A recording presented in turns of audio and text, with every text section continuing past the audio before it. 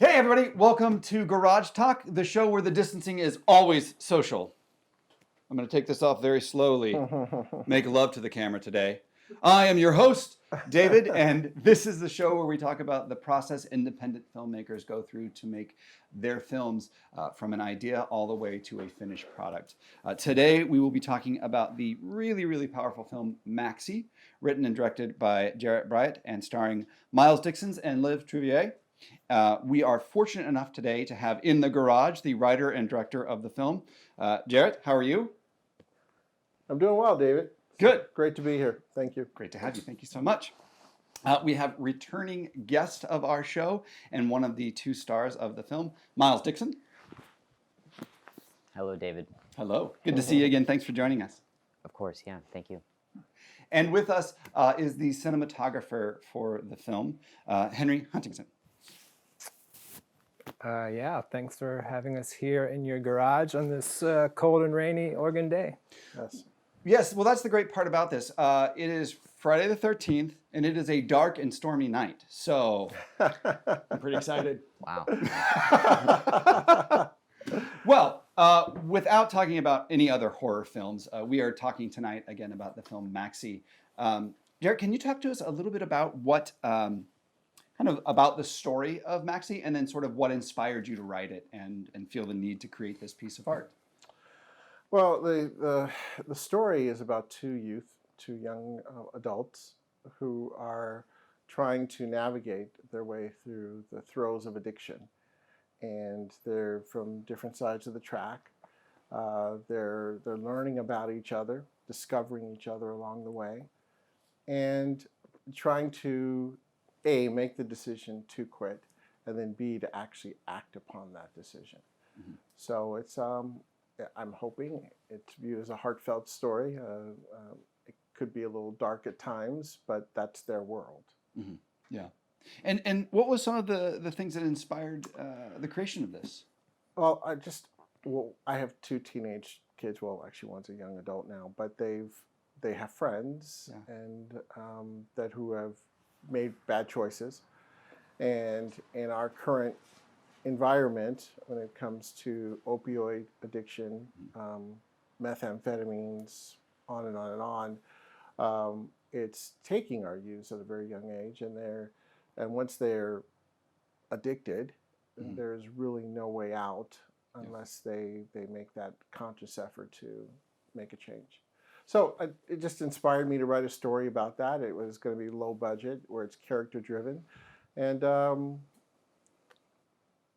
I feel good about it. Yeah. No, it's a beautiful and I think haunting film. Oh. And I think there's a lot of things that sort of mix into the film that you have this sort of main plot line that progresses, but then also sort of how addiction and how it affects those around them, and then also sort of how it feeds in on itself. So I think there's a lot of really powerful stuff in that process. So Miles, you're playing Maxi. And it is he is an addict. What was the process like for you to sort of get ready to play that character?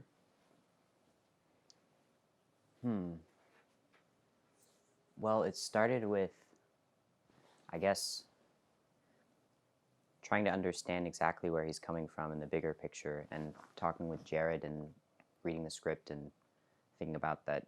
I think he's kind of a normal, or from my life or my friends and the kind of people that I've grown up with, I would consider him a normal, just like high school dude who stumbled onto this path after a family tragedy.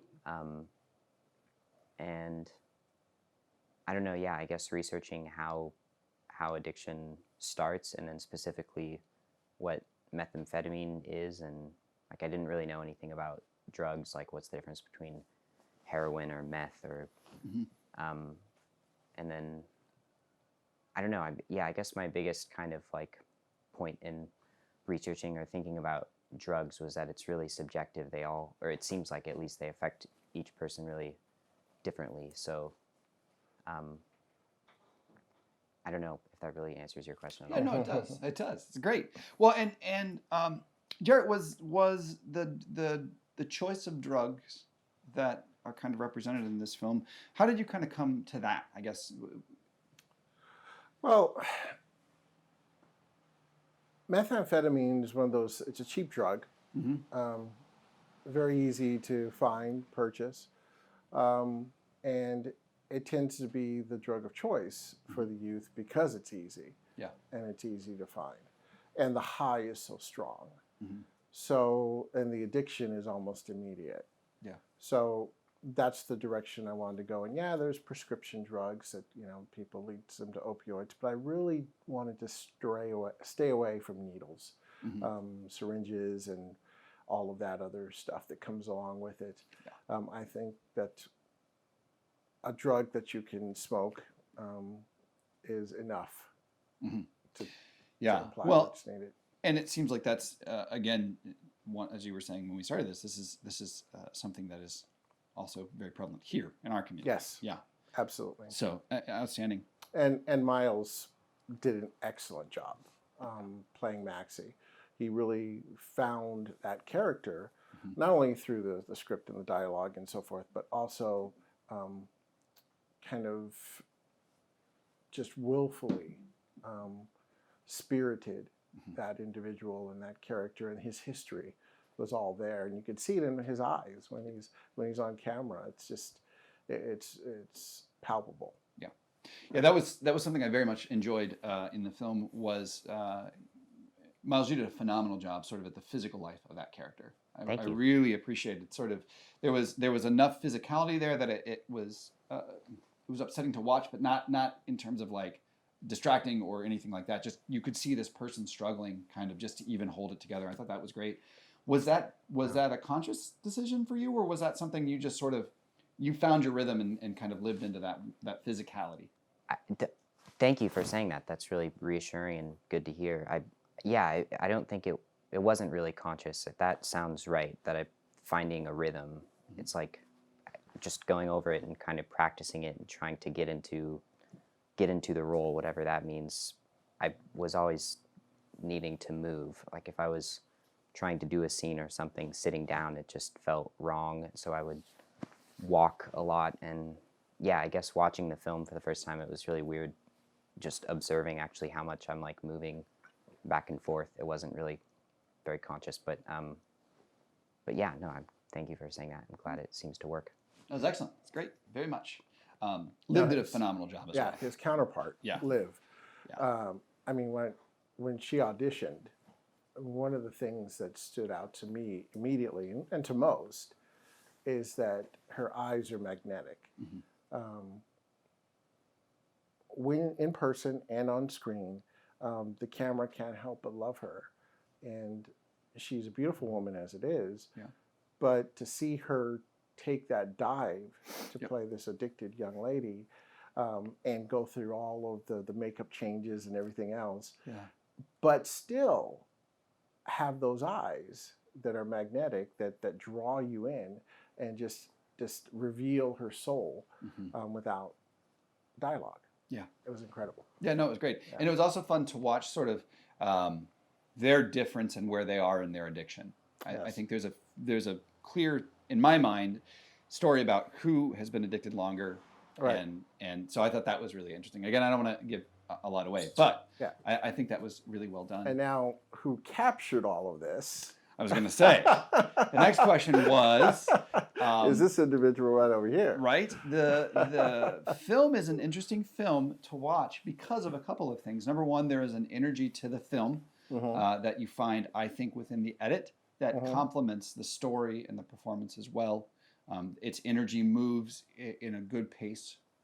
But also, I think visually, there is some really kind of fun stuff that reminds me of the look of films like Kids. Right. Which are these almost documentary style filmmaking. Great film. I love that film. Yeah. So let's talk about this man who is patiently sitting over on this side of the room.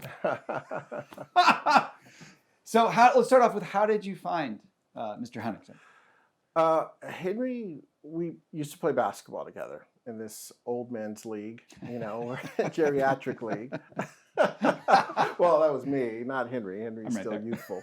But But we started playing basketball there, and we would talk every now and then about different things outside of basketball or politics or what have you. And we discussed videography, filmmaking one day, and he had told me that he was going to branch out and do more videography and more film work. And I said, oh, that's great. It's, I'm happy to hear that because I love the art. Mm-hmm. And then fast forward about 2 years, I think it was about 2 years, he had a film in the Fright Fest, what's it called? The 72-hour horror film festival. Yeah. EFS, 72-hour horror film festival. And I was there actually to look for talent. Mm-hmm. And I needed a cinematographer as well, director of photography. And I saw Henry, and I said, Henry, how you doing? We chatted for a bit. He told me that his film was going to be in it. It's the first one up. I was like, oh, really? Wasn't thinking much in terms of, this might be the guy or not. But I watched the film, and I thought, he's got it. He's great. He's got a great eye, great visuals, great sense of mood. Mm-hmm. Just a quality that not many director of photography, DPs, or cinematographers have. Mm-hmm. So after that, we had a conversation. I told him about the project. I sent him a PDF file of the script itself, just to give it a review to see if he'd be interested. Mm-hmm. And I'll let him finish the story. Yeah. Yeah, and he basically told it. Basically, I mean, we met on our old man's basketball league, and then he said it long-windedly, but basically I'm sorry. No, that's all good. I'm going to make it very short just to get up to the point, but he just knew I did videography stuff, but he didn't realize that I did narrative film. And like you said, we met up the Eugene Film Society. I had just done a film called Fungi for the last one here in 2019. That was a great music video. Yeah, and so he saw me in the line there. He's like, "Oh, I didn't know you did narrative film." And then we went and watched it. And afterwards, after the screenplay was done, he approached me and projected this. Wanted to see if I was interested in doing his film, and basically, I just got involved because I haven't had that many opportunities to work outside of my own tight-knit circle of friends and family, because I'm kind of an introverted filmmaker and like doing things my way, and I'm usually the director of my own films. So I just wanted to jump at the opportunity to be involved in a film project with somebody else's vision and working with actors I hadn't worked with, and just taking on the challenge of putting myself out of my comfort zone, really. Well, and I think being a director of photography is kind of a difficult role, right? Because ultimately you're talking with someone and trying to, bring their ideas to a physical image, while at the same time kind of maintaining your sense of style and art. Can you talk to me a little bit about that process, like what that was like for working on Maxi? Sure. I mean, yeah, my process was a little different on this one, because usually I'll have like a very kind of rigid storyboard that I'm working off of, which I kind of started doing with this project, but just with the time involved doing that for an entire film and only being able to do it on weekends and whatnot, we kind of developed a new process of where I do some of that like initially and get like the basic idea of how I visualize filming the scene, and then me and Jarrett would go do like location scouts and kind of map out in our head how things are going to get acted out. And then once we were actually on set, it was just kind of a full collaboration of me talking to Jarrett how he wanted to act it out, and then the actors going through a couple takes and getting all the movement and just staging and blocking out the whole scene, and then really just trying to capture everything from wide down to like really tight close-up shots just to get full coverage of everything. So it was kind of a new, unique process for me to go into that level of capturing every scene. Yeah. Well, and that maybe is an interesting point too to talk about, right? Which is you shot this film kind of over the course of several months in the middle of a pandemic. Yes. And can you talk to me a little bit about what that process was like from the very beginning of when you're having this idea and you're writing it, and now we're going to start filming it, and then chaos happens. Yeah. So started writing in early 2019. Wrote it, did a bunch of rewrites, auditions, read-throughs.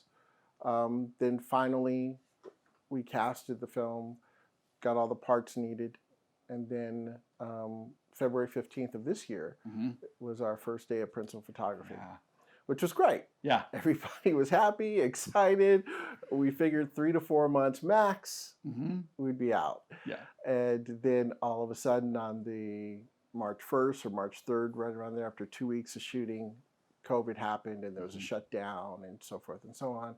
So we had 3 weeks in which I had to either decide just to drop it and wait until the virus went away, or rewrite it so that with social distancing in mind, getting rid of some parts, some scenes with big crowds. We had a bar scene and so forth. We had to do away with that. Yeah. And incorporate the virus into the film, which I think actually added to the storyline itself. No, I agree.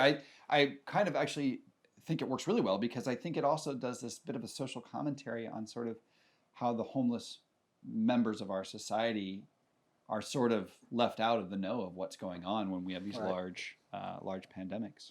Exactly. So it ended up taking about 6 months to complete. Wow. Yeah. Were there times during that process where you thought, okay, I just have to stop, or we're going to have to pause this and come back? I mean, There was a period where I thought maybe we would have to pause this and not do it again. But this guy over here, Henry, he wanted to get it done. Yeah. He said, we can do it, we can knock it out. And that gave me enough energy, injected enough to say, okay, if he thinks we could do it, we could do it. And the actors too. Yeah. Liv and Miles, they were like, let's do this. Let's figure it out. Let's do this. Let's make it happen. Yeah. And so we plowed through. Awesome. Yeah. Well, again, I think I know it's a difficult process, and I know making a film in general is a difficult process, and then having this sort of events that we had kind of unfold as this was happening made it even worse in terms of like trying to manage so much of this, and that's really one of the main directors you have as a job as a director, is to really manage all of this process. Right. I think you did a lovely job on it. I think the film reflects a point in our history. In a way that I think makes it even more special. So I really appreciate it. Thank you. Yeah. We have a clip that we're going to show this evening from the film. Do you want to maybe tell our audience a little bit about what we're about to see? This is the second or third scene of the film. Yep. And it's when Maxie, Miles' character, along with Liv, have their first real conversation. We're introduced to their world of addiction and their desire to get off. Cool. Awesome. Excellent. Well, let's take a look, and then we'll be back to have a couple more fun questions and answers, and we'll be right back. Excellent.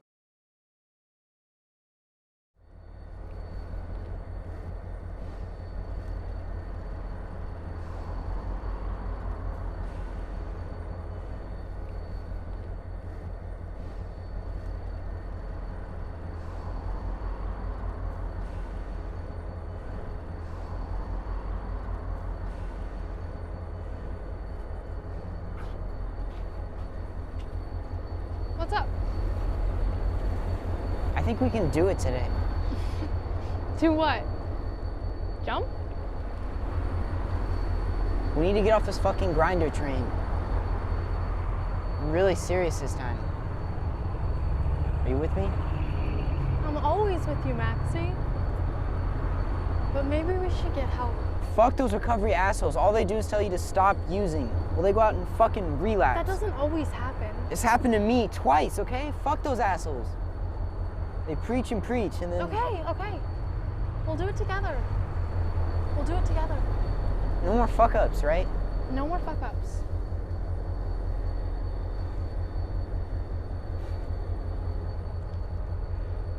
Do you see him? It's getting earlier and earlier every day. No, I don't see anything. Good. That's why we need to get off this fucking train before you do. I love you. I love you too.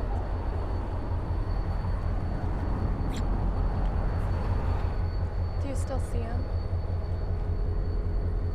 No.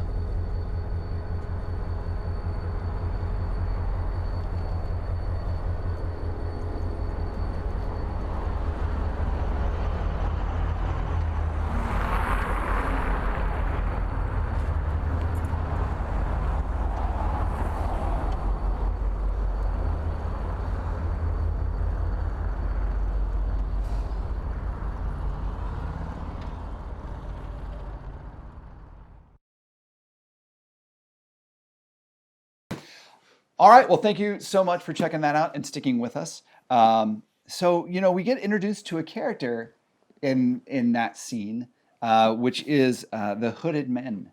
Can you talk to me a little bit about kind of where they came from and how you managed to add this sort of character into the film? Well, it's Maxie, who's the lead character.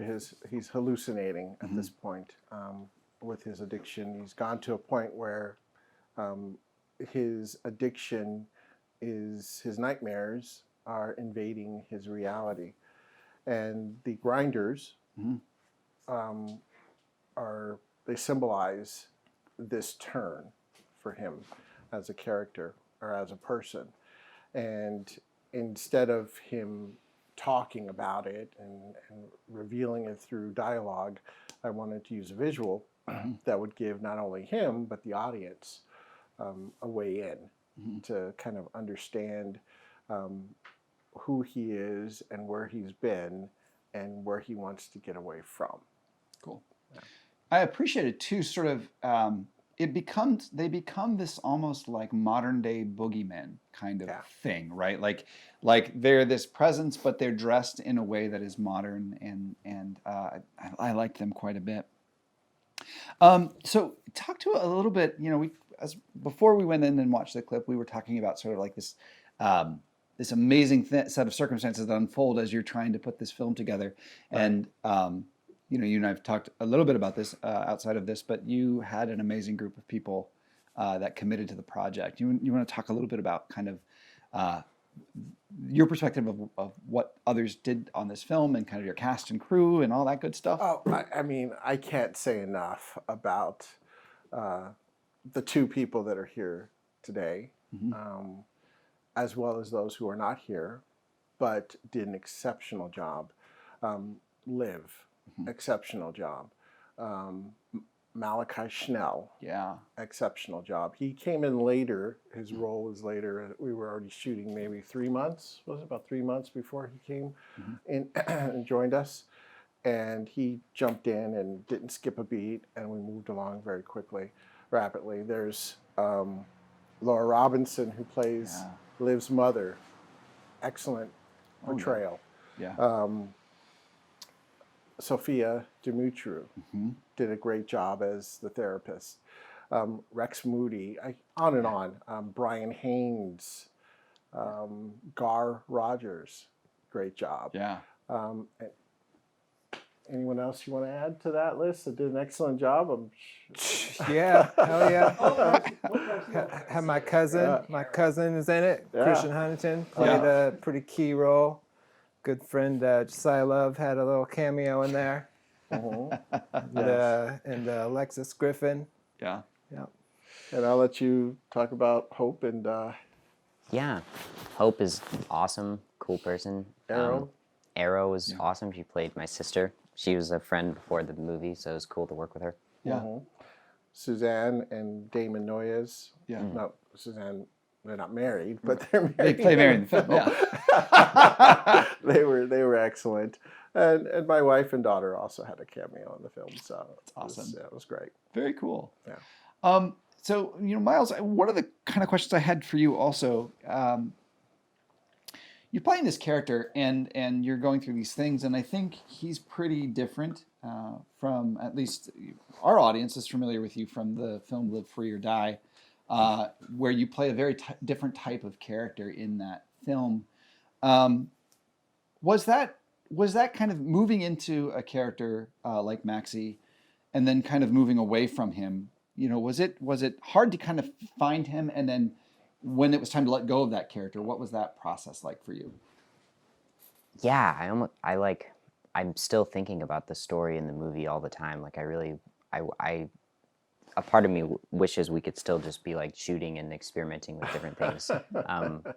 Yeah, I feel like I haven't let it go, whatever that means. I mean, yeah, because it still pops up just random thoughts about a scene, or I don't know. Yeah, I don't really understand the process, but it's yeah, I wish I would be happy if there was a sequel or something. Or, I don't know. Or, Yeah. Well, you know, and you know, when you play a character like Maxie, I think they have a pretty profound kind of impact on you as a person, because you get to live and experience things that maybe you wouldn't normally, and so it's Yeah. hard to kind of be able to go, yeah, I went through this thing, and be able to Yeah, really. I mean, actually, I mean, there was some parts of just like trying to live with the role and think through a lot of the things I was thinking through actually were, I mean, now that I think about it, it was actually, yeah, very dark and hard. I mean, it's easy to kind of look back and now be like, because it was really fun and cool, and I would love to do it again. But yeah. but yeah, actually, I don't know that. Yeah, there are actually parts that maybe I wouldn't want to revisit, or I don't know. Yeah, Yeah. it's They have very a dark. Yeah, a deep impact on you. Yeah. Well, and Jarrett, so I think maybe one of the things that we also try to do on our show is hopefully people who are interested in making films and are kind of sitting at the edge of this precipice of I have an idea, but I don't have a giant studio behind me, right? Um, what is that process like for you as an artist? So you've worked kind of in bigger budget projects, and now you're making this smaller, more independent project. What is the difference in that, and you know, any advice that you might have to the burgeoning artist out there? Okay. Before I answer that, Yeah. I forgot to mention Paul Jerome. Oh, yeah. Who plays the role of Leonard, who did an excellent job as He's well. great in that. So, and he's the only one that's not from Eugene, Oregon, or Oregon, period. Oh, He's okay. actually from Los Angeles. Oh, I didn't know. So He's great. He came up for this. Yeah. He's great. Yeah. He Yeah, did yeah. a very good job. Okay. What I would say first and foremost is determine your budget. Yeah. What is your budget? And then from there, sit down and write a script, or either have someone else write a script that will be tailored to fit your budget. We all know we want to do cool things and action sequences and all that other stuff. But when you can't get permits or certification and what have you, it's impossible to do that type. Can't block off streets, and you don't have the wherewithal or the staff to pull this off. So you have to stay within your means. Budget, script as best and as tight as it could possibly be. And then third, cast. And when you're casting, if you can't find someone that fits that role perfectly, then you need to rewrite that role. If you find the right actor, rewrite that role, make it theirs. Work within your confines. It's just like budgeting money. Work within your budget. And if you can do that and then find the pieces to the puzzle, great cinematographer and so forth and so on, then yes, you can make a low budget film with the right equipment. Of course, find the right equipment. There's some investment there. But if you stay within your budget for $10,000 to $20,000 up front, you can make a very good film. Excellent. Yeah. And I think you guys have made an excellent film. Thank you. I really am excited to see the next steps for that. And so, what are the next steps for Maxie? What is coming up? We're finishing the editing process. Henry's working on that right now, and we're just trying to tighten it up. Then we're going to get the music, the score taken care of, and then the finishing touches on the audio and the picture itself. And then festivals. We want to enter some of the big festivals and hopefully get accepted and go from there. Awesome. Well, you talked a little bit about the score. I love the music in the film too. Oh, It's thank you. really, really lovely, and I enjoyed that quite a bit. All artists based here in Eugene. That's phenomenal. Yeah. I very much enjoyed it as a whole. Well, thank you guys all so much for coming and joining us today. We really appreciate it. I am very excited to see the progression of this film. It was an absolute joy to watch. And gave me a lot to think about. So thank you guys so much for Well, coming. thank you, David. Thank Yeah. you, Rick. And Thank thank you. you, Anthony. Yeah. Thanks for having us. Thank you guys for coming. And thank you guys for watching. We appreciate it. It's always awesome when people get all the way to the end of a video. So thank you for staying. Make sure that you are subscribed and that you hit that bell down there. Or down there, wherever it is, I don't know. Because when you hit that bell, you get updates about when we have new videos out. And when we have new videos out, we can do things like give updates about when Maxi hits its next milestone in its process and give our viewers an opportunity to know where they can find it. If you are an independent filmmaker and you have a film that you would like to come on Garage Talk and talk about, please message us down below. We will be sure to get in contact with you. And thank you guys all so much for your time. Thank you guys and have a great evening. Bye.